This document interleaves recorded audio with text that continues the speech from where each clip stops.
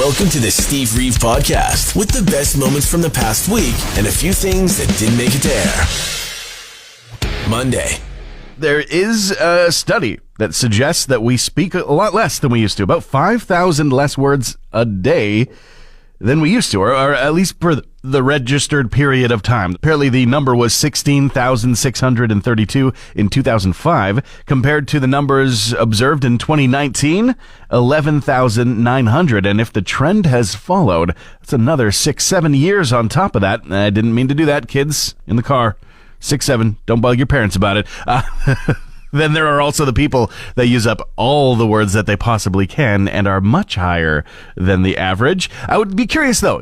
There's a lot less words being said out loud, I guess, but how many more words are we typing in a day? Further and further dividing away from each other, but also finding connection that we never would have if not for the ability to reach out on the internet and talk to other people, give movie reviews, and of course, make fun of them for every choice that they've ever made in their life. Also to share recipes, as well as terrible ways to mix food together. The internet's a weird, wonderful place, but I don't know if we are communicating less. I definitely think it's in a different way, but I guess that's license to chinwag a little bit more. We used to talk more in the mid-2000s, so let's talk more nowadays.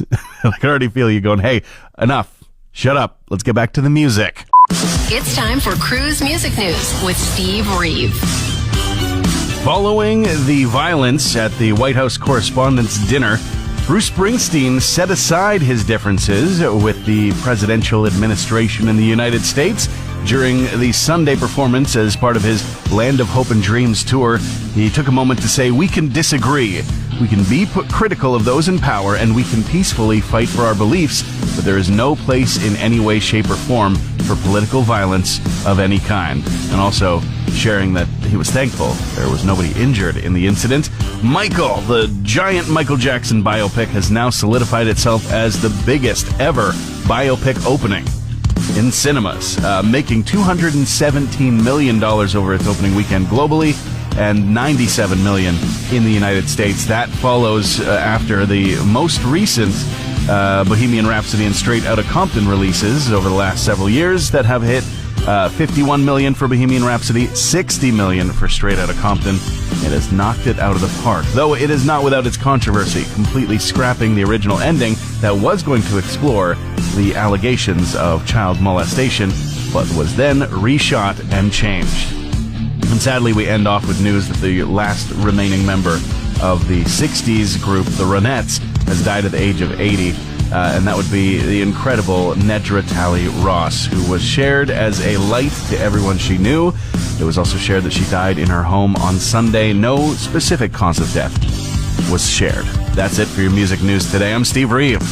You're listening to the Steve Reeve Podcast from 100.5 Cruz FM. The Humanize It button, I've learned, is a button that uses AI to add typos and other mistakes to things written by AI to try to further pass off what is generated as something actually thought up by a human.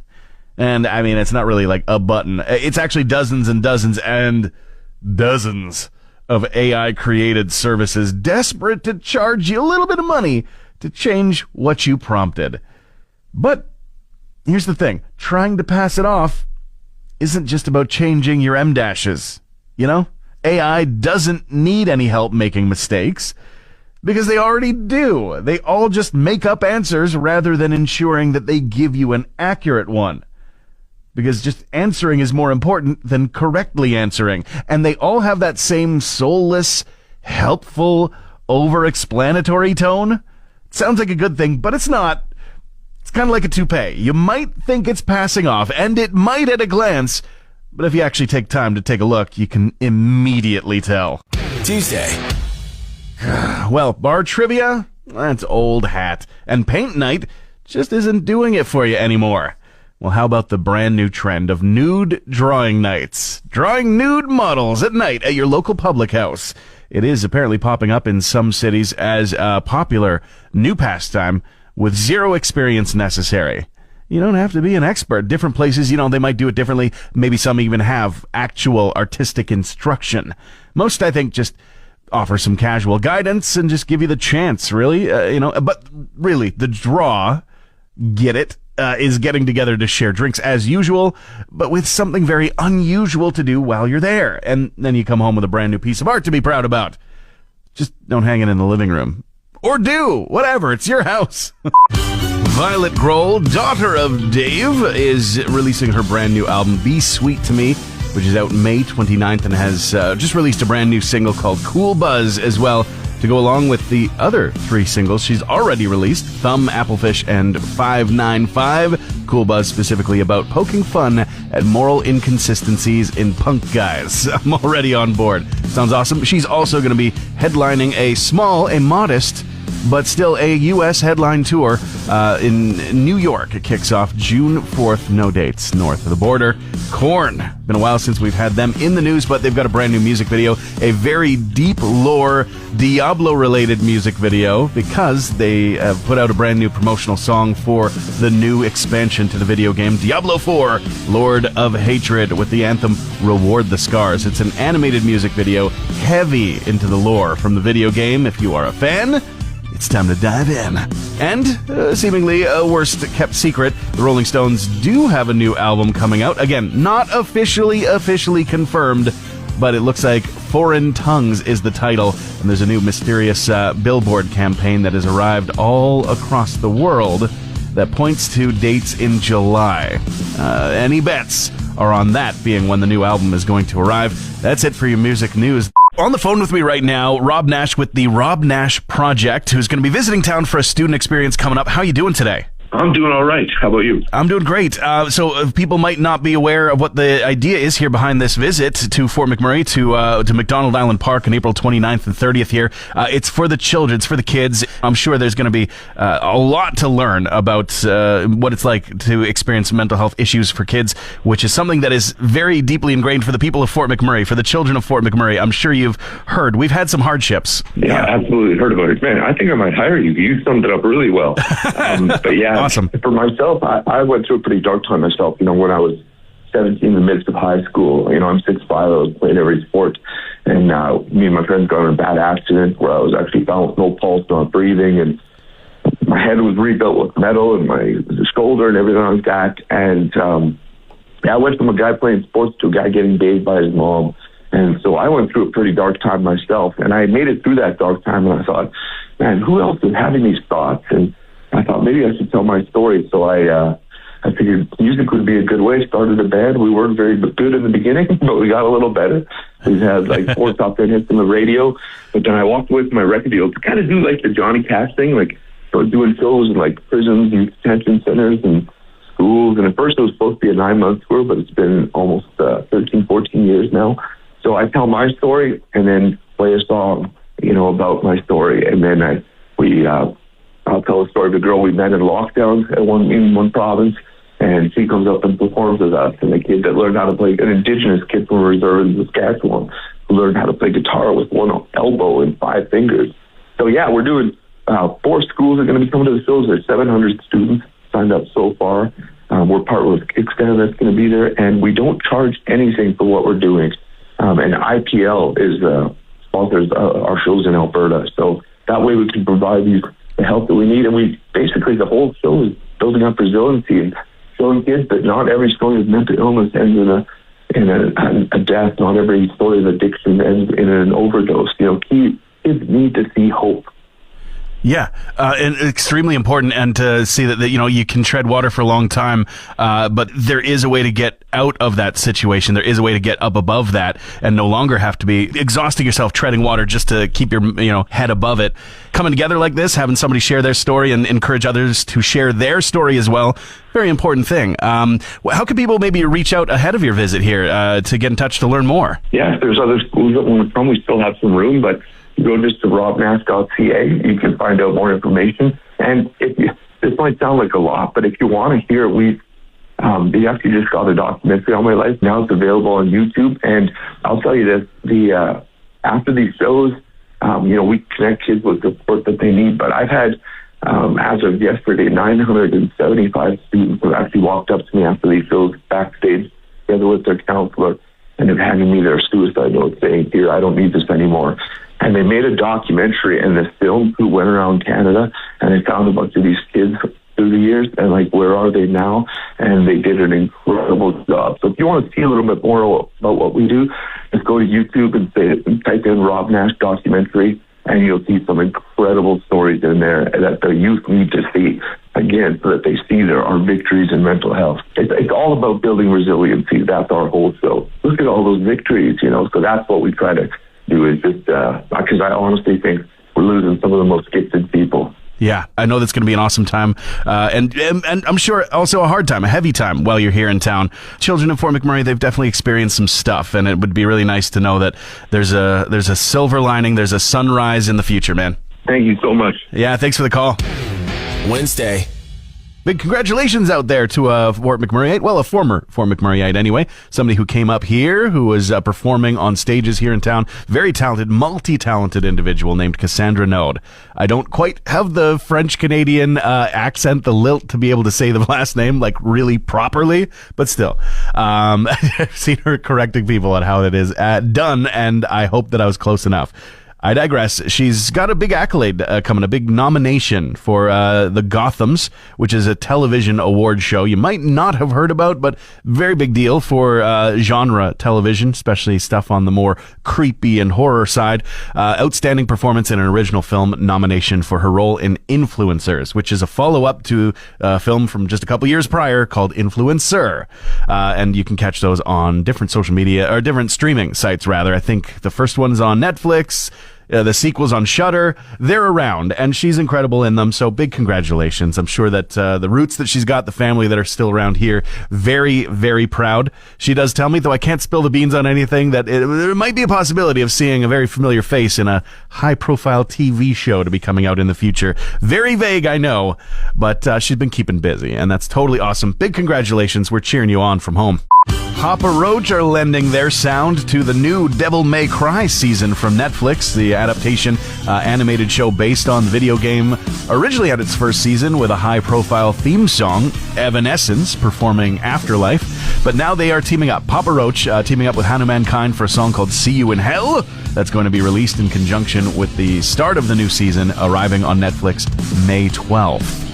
Metallica making a big announcement that Reload is going to be remastered and re-released with unreleased material and tons of rarities alongside it. That was their 8th studio album. It's going to be, 7th studio album, releasing once again on June 26th. And it's got the standard editions that you might expect. There's the 1 CD or the 3 CD expanded. There's the 2 LP or the 2 LP exclusive color pressing, things like that, cassette, digital, all of it. But the big surprise is that they're also releasing alongside a 15 CD and 4 DVD deluxe box set that's going to be jam-packed with B-sides and rarities and stuff from live shows, not just the performances themselves, but footage from TV, behind-the-scenes shots of travel, and a whole lot more. It even includes a 13-pack of Rorschach test cards, poster, sticker, push head print, bass picks, lyric sheets, laminated tour passes, all kinds of unbelievable stuff. And it's all available for pre-order right now. Also, interestingly enough, a man is now pled guilty in the case that has gone for decades, the murder of Run DMC's Jam Master Jay. This is something that had no leads for almost 20 years. And then finally, in 2023, there were 3 individuals who were charged. One named Jay Bryant pled not guilty at the time, now aged 52, back in court.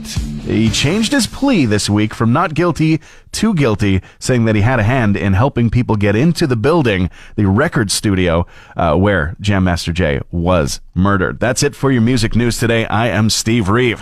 Hey, Alexa, play the Steve Reeve podcast. RCMP near the southern Alberta hamlet of Parkland. I guess that's southwest of Lethbridge area. They're responding to a stolen vehicle situation. I mean, not really something that would make the news up here, but this one has a complication, you see. A white 2005 F-350 was stolen while the vehicle contained 2 crates, complete with 2 live peacocks inside. Which begs the question, was the target the 2 birds? Maybe there's some big black market dollars up for grabs? My suspicion, though, is that it was the other option. The truck was the target, And the Peacocks were one hell of a surprise for the carjackers. I mean, sincerely hoping that those animals are okay. After all, police do suspect foul play. I feel like the biggest miss here was not having the birds outside of the truck. Hindsight's 20/20 for sure, but as birds go, those are some pretty great guards. They got the big warning display. They have a bit of the Canada Goose streak in them. You know, they don't take your crap. Unlike the thieves, obviously. Thursday. The world's longest tiramisu was assembled in London this week. It took 100 chefs, 3,000 eggs, 50,000 ladyfinger cookies, and about 2.2 tons of mascarpone to beat the previously held record from Italy. That was 897 feet in 2019, and this one in 2026 was 1,445 feet, with the Guinness Book rep on site to confirm it. It must have been so good. I love tiramisu. It is something I have very little control with. My girl, she does not enjoy it very much, traditionally has avoided it in our relationship, which is why I told her I absolutely don't mind. I know that I can eat as much as I want when it's around. But the just need to try one bite of everything you have part of her brain kicked in. And she started to suggest and protest that she doesn't dislike it necessarily. It's just not her favorite. So she still does want to try some. I told her, listen, you can have a bite of almost anything on my plate from now until the rest of time. But she made her tiramisu-less bed with this one, and she's got to sleep in it. It's still in theaters, but Michael, the biopic about Michael Jackson, could be sequelized. The studio behind it has said, yeah, it's in development, and they could actually be shooting camera roll as early as before 2026 is over. The current one in theaters, absolutely dominating the box office, making a ton of money and breaking records for the music biopic genre. That's $217 million globally for the opening weekend, completely demolishing the record set by Bohemian Rhapsody in 2019. Fans are also dancing while watching the new Michael Jackson film and annoying others there. I'm sure it's spurred on by TikTok trends of some kind. And it's really not taken away too much from the film, as the reviews have really said it's kind of lukewarm as far as the contents. But I guess some people are really loving it because it's making tons of money and making people dance on the internet. Meanwhile, Korn has now played their brand new song, Reward the Scars, live for the first time in front of a 50,000 strong crowd at Sick New World, new metal festival. And footage available online. The song itself released in conjunction with Diablo 4, their first release in about 4 years. The expansion Lord of Hatred is arriving soon, and they've just put out a very gory animated music video to go along with it. That's it for your music news today. I'm Steve Reeve. A Manitoba woman fell all the way into a hole this week as she walked from the car her friends dropped her off in to the front door of her house. Christine Keelback said that she had been brought home Saturday night and was walking when she disappeared from sight, and her friends had to come running, only to find her head popping up out of the ground, and they all found that she was unable to climb out. So, they did what anyone in that situation would do. They took photos while they waited for fire rescue, waving at onlookers as they passed. So they arrived, they harnessed her, they got her up, and explained that it wasn't a sinkhole, as you might expect, as they'd expected.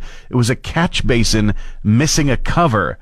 They found another one missing a cover on the other side of the road, too, where Christine says she mows the lawn regularly. She said it could have happened again. Wouldn't that have been something? Well, at least that clears everything up. Except, of course, for the sound it made when the fall itself took place. Was it or maybe more of a, or was it a full-on? Friday. The memories on social media are wild right now.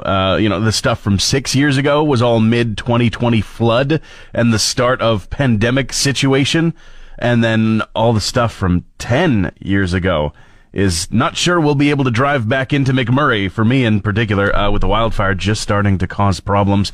Our story, we were just coming back from a trip to Calgary and decided probably best bet to stay in Edmonton, just in case, we were turned back in the middle of the night. If the highway, while open, did become closed in transit, that'd just be a bad situation. Probably be better to get some sleep, get our rest in, and see what the situation was in the morning. After a stressful sleep, we did head back north, and when we arrived in Fort McMurray, there was a distant-looking and I remember very thin-looking smoke plume to the west of Gregoire.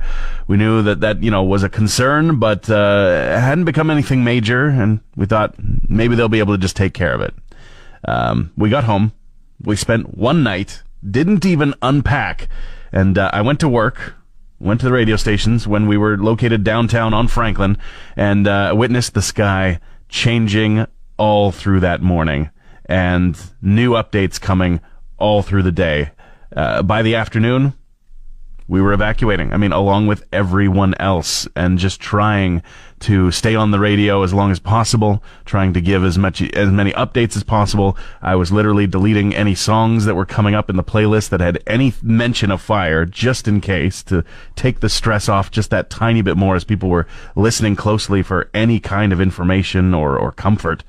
And as we look back 10 years to the worst disaster in our history, and by our, I mean Fort McMurray, I mean Wood Buffalo, I mean Alberta, and I mean Canada. There's a lot of thoughts and a lot of feelings that come up to the surface. And I hope that one thing that we can hold on to is the memory of how much help was given to us, to one another in the situation, from people that were outside of the situation. Edmonton opened their arms, Calgary opened their arms to allow us to stay in so many numbers. I hope that we can hold on to that memory of help, because we remain Fort McMurray strong, we remain Alberta strong, and we remain Canada strong. What an incredible feeling, an incredible scenario for an up-and-coming band to have a very famous musician surprise appear at their gig and perform some of their hits from way back when. That's what happened when Mike D of the Beastie Boys showed up at the band Very Nice Persons gig in California earlier in the month of April, performing So What You Want from 1992, going all the way back to 1989 with Looking Down the Barrel of a Gun. Absolutely incredible. Of course, it helps that Mike D's son is one half of the band Very Nice Person, Skylar, alongside fellow bandmate Davis Diamond. Still, even keeping it in the family, that's pretty awesome. Dave Grohl's got some newfound love for a band that he says he should have had as a favorite 35 years ago. But now I'm like, wait, where was I on that one? He's, of course, talking about Alice in Chains. They're his new favorite band right now, and this new admission of love comes on the heels of a new release from the Foo Fighters. Their new single, Spit Shine, off of the album Your Favorite Toys, just arrived. The music video directed by Dave Grohl, featuring the band and all of their equipment all in white, which is the perfect backdrop for getting splattered with a little bit of red while the zombie apocalypse plays out as they perform in front of a giant Lemmy Kilmister mural. Yeah, there's a lot going on. You can check that out right now. And speaking of a lot going on, a judge has actually dismissed not all, but most of the lawsuits filed against Aerosmith's Steven Tyler, child sexual assault lawsuit specifically. There's a woman who alleges that he assaulted her as a minor, and unfortunately for her case, there are statutes of limitations in the state of Massachusetts where a 3-year relationship occurred. However, one trip, a brief trip to California, does not fall under those statutes of limitations and can be explored legally. Of course, the lawyers for Steven Tyler are calling this a massive win. I'm saying calling it a massive win is actually more of a massive yikes. And that's it for your music news today. I'm Steve Reeve. You're listening to the Steve Reeve Podcast from 100.5 Cruz FM. Elections Alberta is buzzing right now, following the discovery that a pro-separatist organization posted the personal information of millions of Albertans online. As I understand it, if you were registered to vote, likely a lot of information was on this list. Now, some of the info is under wraps as investigations continue, but the list of electors was posted. It was one that matched a list given legitimately to a political party in Alberta, and somehow, some way, found itself in the hands of a group that really, has kind of nothing to do directly with elections in Alberta. So they really shouldn't be having their hands on that, but people have been speculating that the contents of a list like this would enable an organization to target or harass people who might be in opposition, or just straight up help people to sign their names onto a petition without them even having to worry about knowing about it. So helpful. It all stinks. It very much stinks like hot garbage, the kind of thing that rats love, but, we don't have rats in Alberta. Not that kind. Transmission over. Want more Steve? New podcast episodes happen every Friday, or just tune into the Steve Reeve Show. Weekday mornings starting at 5:30 a.m. on 100.5 Cruz FM.